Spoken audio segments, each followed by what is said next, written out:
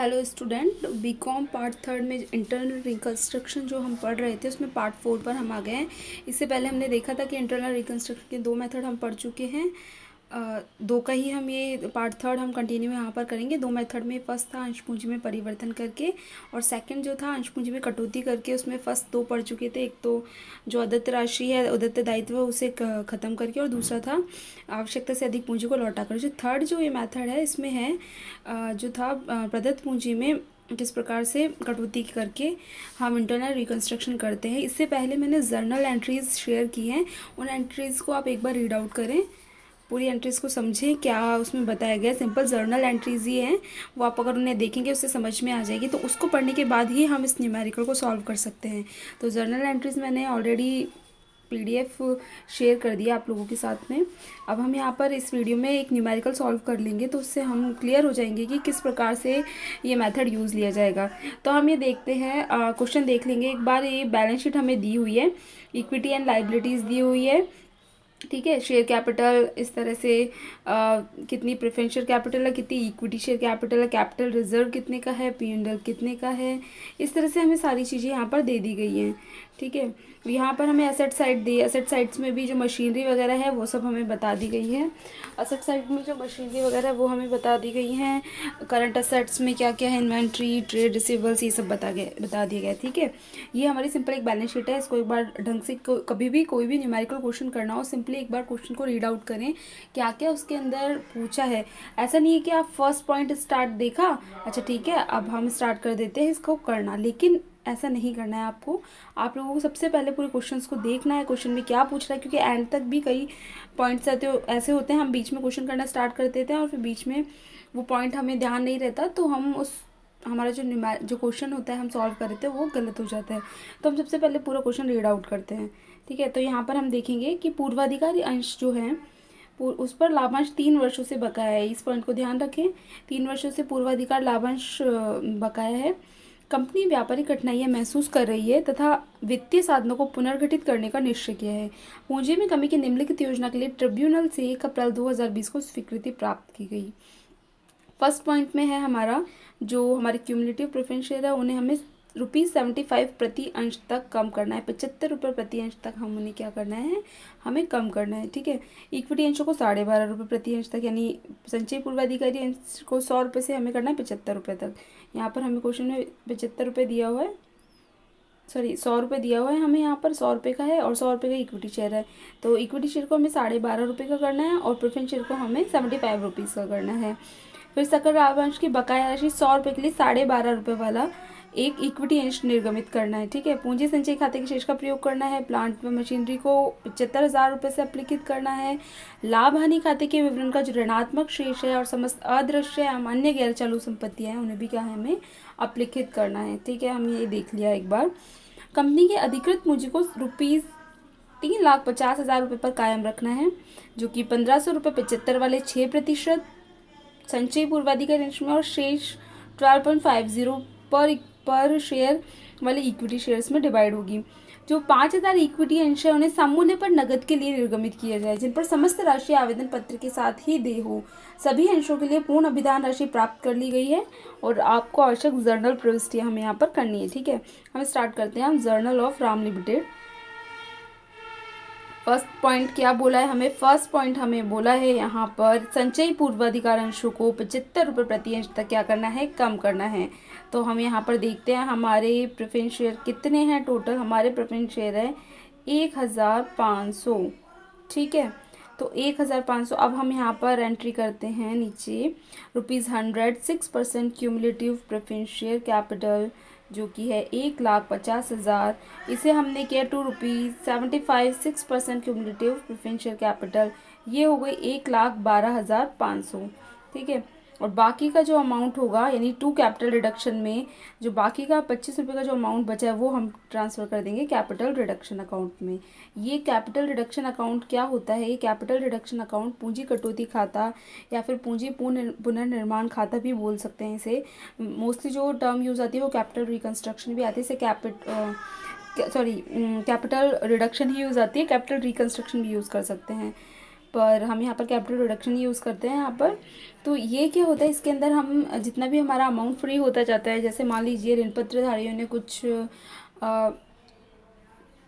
जैसे हमने यहाँ पर जो हमारी शेयर कैपिटल है उसे हमने कम किया है 25 रुपये से, तो वो कैपिटल रिडक्शन में जो 25 रुपये का अमाउंट हमारा आएगा वो हमने ट्रांसफ़र कर दिया। इस तरह से एक तरह से हम एक पूरा एक अकाउंट बना लेंगे, जिसके अंदर से फिर जो हमारी हानियाँ हैं उनको हम क्या करेंगे, राइट ऑफ करते जाएंगे। अब नेक्स्ट था कि 100 रुपये वाले जो हमारे इक्विटी शेयर है उन्हें हमें क्या करना है, 12.5 रुपये यानी 12.50 रुपीज़ पर इक्विटी शेयर में हमें उन्हें चेंज कर देना है।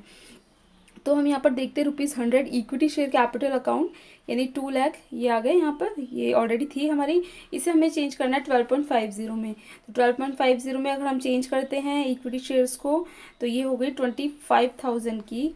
टोटल शेयर कितने थे एक बार देखें, हम यहाँ पर टोटल शेयर थे हमारे 2000 शेयर थे हमारे यहाँ पर, ठीक है 2000 शेयर।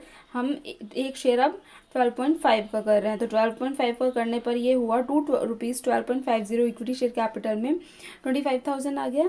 और बाकी का जो अमाउंट बचा वो कहाँ चले गया, कैपिटल रिडक्शन में, यानी कि 1,75,000 रुपये जो हैं वो कैपिटल रिडक्शन में हमारे चले गए। ठीक है, ये 2 पॉइंट्स हमने क्लियर कर लिए, कौन कौन से, दिस वन और दिस वन। अब नेक्स्ट जो पॉइंट आता है उसके अंदर क्या करना है, सकल लाभांश की जो बकाया राशि है 100 उसके ₹100 के लिए 12.50 वाला एक इक्विटी अंश क्या है हमें निर्गमित करना है। ये ध्यान देने की बात है, 100 के लिए हमें 12.50 वाला एक इक्विटी शेयर निर्गमित करना है। तो अब हम यहाँ पर देखेंगे एक बार कि जो पूर्वाधिकार अंश पर जो लाभांश है वो एक मिनट, जो पूर्वाधिकार अंशों पर लाभांश है वो 3 वर्षों से बकाया है। तो पूर्वाधिकारी अंश थे कितने, टोटल अमाउंट कितना था, 1,50,000 रुपये था, ठीक है। तो 1,50,000 पर 3 साल से अगर अमाउंट बकाया चल रहा है और इस थे कितने के, ये जो कितनी 6% क्यूमुलेटिव प्रेफरेंस शेयर है, ठीक है। एक बार मैं यहाँ पर कैलकुलेशन आपको शो कर देती हूँ स्क्रीन पर। तो 1,50,000 पर 6% की दर से 3 साल के लिए अमाउंट जो प्रेफरेंशियल डिविडेंड का वो बकाया है। तो टोटल अमाउंट हमारा आ गया 27,000। आप इसको कैलकुलेट करेंगे तो यहाँ पर हमारा बनेगा 27,000 रुपये, ये परसेंट है, ठीक है। तो ये 27,000 रुपये हमारे यहाँ पर अमाउंट बना। तो 27,000 रुपये जो हमारा अमाउंट बना उसके लिए यहाँ पर बोला है सकल लाभांश की बकाया राशि 100 के लिए 12.5 वाला एक इक्विटी अंश निर्गमित करना है। तो जैसे 27,000 को हम 27,000 टोटल है, तो 100 रुपये के लिए हम एक शेयर कितने का दे रहे हैं, 12.5 का। तो जो यहाँ पर अमाउंट आएगा वो आएगा 3,375 रुपये, ठीक है। आप इसे कैलकुलेट कर लेंगे तो 3,375 रुपये का अमाउंट बनेगा। तो 3,375 रुपये जो हैं वो हमें किससे चार्ज करना है, जो प्रेफरेंशियल डिविडेंड है, यानी हमें प्रेफरेंशियल होल्डर को देना है। ये 3,375 रुपये हम कहाँ से देंगे, कैपिटल रिडक्शन में से हम यहाँ पर दे देंगे। अब हम देखते हैं आगे, जो प्रेफरेंशियल डिविडेंड जो है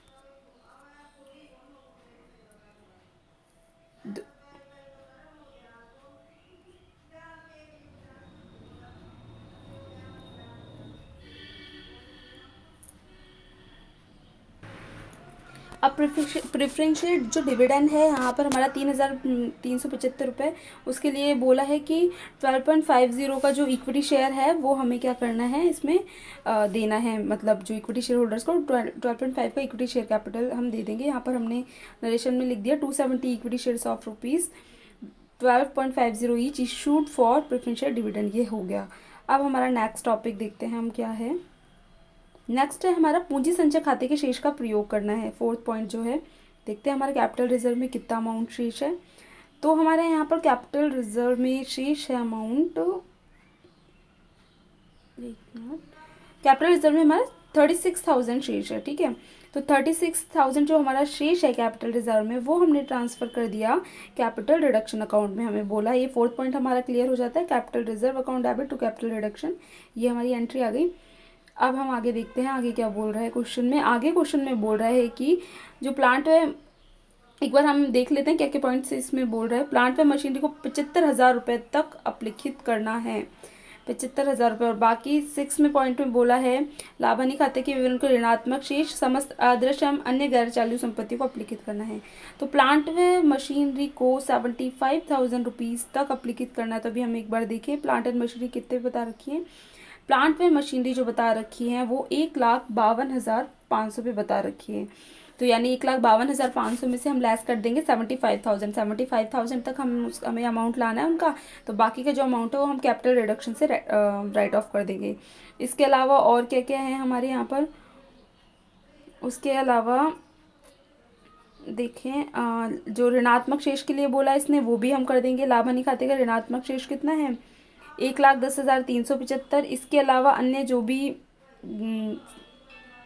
जो नॉन करंट असेट्स हैं वो हम ले लेंगे, यानी कि गुडविल जो है हमारी 50,000 की गुडविल ले ली हमने, ठीक है। शेयर इशू एक्सपेंसेस है वो सब हम क्या कर देंगे लेस कर देंगे। तो हम यहाँ पर देख लेते हैं ये हमारी, जैसे देखते हैं हम यहाँ पर कैपिटल रिडक्शन अकाउंट डेबिट, यानी कि देखें हम हमारा कैपिटल रिडक्शन का टोटल कितना हुआ एक बार देख लेते हैं हम यहाँ पर। कैपिटल रिडक्शन का जो हमारा टोटल हुआ है वो हुआ है हमारा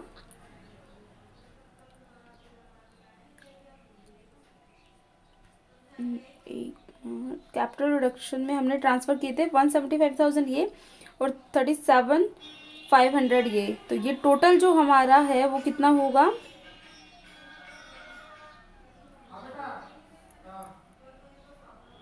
तो हम यहाँ पर देखेंगे जो कैपिटल रिडक्शन में जो अमाउंट है वो टोटल कितना हो गया हमारा। यहाँ पर कैपिटल रिडक्शन में जो अमाउंट है वो हो गया टोटल हमारा 1,75,000 प्लस करेंगे हम 1,75,000 उसमें हम प्लस करेंगे 36,000 ये और 1,75,000 और 36,000 और 37,500 ये तीनों हमें ऐड कर देने क्योंकि कैपिटल रिडक्शन अकाउंट में क्रेडिट हो रहे हैं।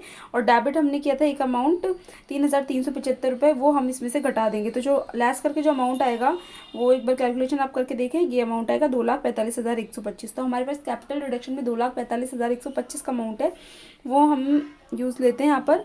तो हमें लॉस स्टेटमेंट ऑफ P&L में 1,10,375 रुपये बैलेंस शीट में दिया हुआ है वो हम यहाँ पर चार्ज कर लेंगे, उसको राइट ऑफ कर देंगे हम यहाँ पर। प्लांट एंड मशीनरी को 75,000 तक लाना है, यानी 75,000 रुपये की हमें बैलेंस शीट में शो करनी है। तो बाकी का जो रिमेनिंग अमाउंट है 77,500 वो क्या कर देंगे हम उसको राइट ऑफ कर देंगे। शेयर इशू एक्सपेंसेस के नाम से 7,250 रुपये हैं और गुडविल के हमारे 50,000 रुपये बैलेंस शीट में, यानी कि एक तरह से हमारी अदृश्य संपत्ति हुई। तो इसको हम राइट ऑफ कर देंगे। तो सारा अमाउंट मिलाकर आ गया 2,45,125। अब एक और चीज़ बोली हुई है यहाँ पर क्वेश्चन में, यहाँ बोला हुआ है कि कंपनी के अधिकृत मुझे ये भी बैलेंस शीट बनाएंगे तब देख लेंगे। लास्ट पॉइंट में 5,000 इक्विटी अंश सम मूल्य पर नगद के लिए निर्गमित किए जिन पर समस्त राशि आवेदन पत्र के साथ ही देय हो गई है। सभी अंशों के लिए पूर्ण अभिदान प्राप्त कर लिया गया। तो 5,000 इक्विटी शेयर थे जो कि 12.5 रुपये पर शेयर के हिसाब से किए थे हमने। तो bank account debit to equity share application allotment, तो 5,000 इंटू 12.5 करेंगे तो 62,500 रुपये यहाँ पर आ जाएंगे। और इसी तरह से फिर हम उसको ट्रांसफ़र कर देंगे equity share application and allotment account debit to equity share capital. यहाँ पर हमने बैलेंस शीट बना ली। इक्विटी एंड लाइबिलिटीज में जो अपना एक पॉइंट दिया था कि ऑथोराइज कैपिटल कैसे कैसे रखनी है, तो वो देख लेते हैं हम एक बार। ऑथोराइज कैपिटल रखने के लिए जो बोला हुआ है ये रहा पॉइंट, 3,50,000 रुपये अधिकृत पूंजी रखनी है हमें, जो कि 1,575 वाले 6% संचयी पूर्वाधिकार अंशों में और शेष 12.5 वाले इक्विटी अंशों में होगी। तो हमने बैलेंस शीट में यहाँ पर 3.5 लाख शो की है। 1,500 6% क्यूमुलेटिव प्रेफरेंस शेयर्स 75 ईच 1,12,500 और बाकी के जो अमाउंट हो जाएगा 2,37,500 वो क्या हो जाएगा इक्विटी शेयर हो जाएगा। अभी हमने 1,500 जो ये हमने पूरे के पूरे चेंज कर दिए थे, कन्वर्ट जो कर दिए थे हमने, तो वो सीधे सीधे आ गया 1,12,500 का अमाउंट।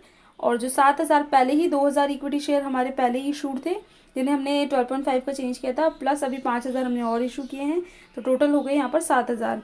ये तो अमाउंट बन गया हमारा 87,500, ठीक है। और बाकी के जो 3,375 रुपये हमने प्रेफरेंस शेयर डिविडेंड के लिए दिए थे प्रेफरेंस शेयर होल्डर को 12.5 ईच इक्विटी शेयर के, तो वो 270 इक्विटी शेयर हमने अलग से यहाँ पर शो कर दिए इस तरह से। तो ये टोटल हमारा अमाउंट आ गया। ट्रेड पेबल्स में सन्ड्री क्रेडिटर देखते क्या क्या और बच गया यहाँ पर पे बैलेंस शीट में।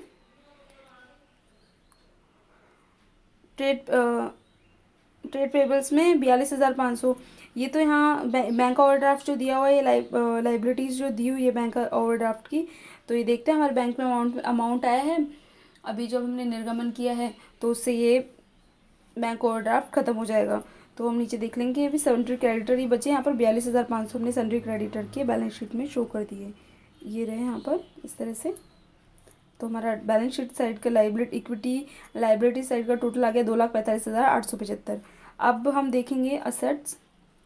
तो असेट्स में क्या क्या बाकी रहा है हम एक बार देख लेते हैं। यहाँ पर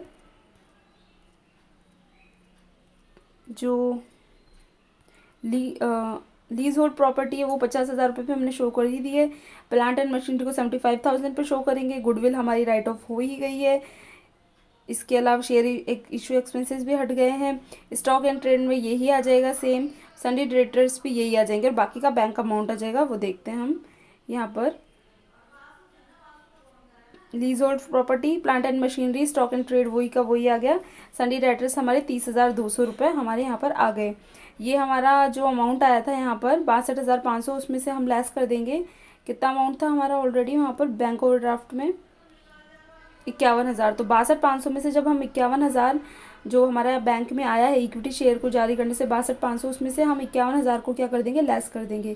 तो 51,000 को जब हम लेस कर देंगे यहाँ पर, तो जो बाकी का अमाउंट बचेगा वो कितना बचेगा, 11,500। ठीक है, तो 11,500, तो इस साइड का टोटल भी 2,45,875 आ गया। बैलेंस शीट हमारी टैली हो गई। तो ये हमारा क्वेश्चन ठीक है।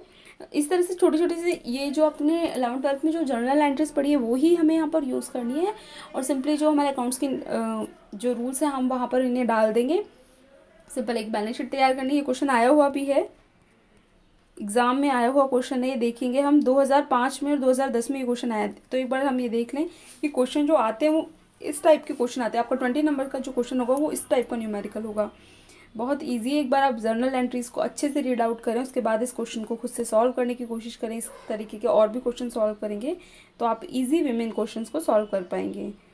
अब इससे नेक्स्ट वीडियो में हम इससे आगे का जो है उसको कंटिन्यू करके और इंटरनल रिकंस्ट्रक्शन को ख़त्म करने की कोशिश करते हैं। तो मिलेंगे हम नेक्स्ट वीडियो में।